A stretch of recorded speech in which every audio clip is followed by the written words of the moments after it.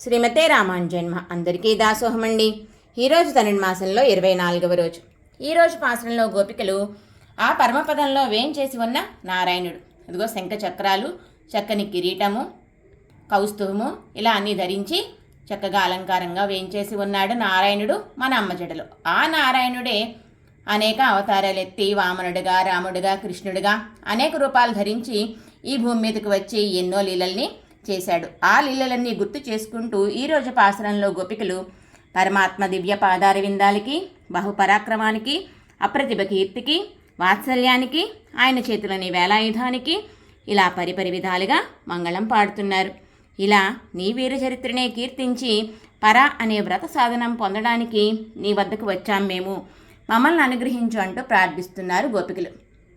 మరి మన పాలకొల్ల అష్టభుజ లక్ష్మీనారాయణ స్వామివారి సన్నిధిలోని ఆండాళ్ళమ్మ జడ ఇలా చక్కగా అందంగా అలంకరించబడి ఉందండి.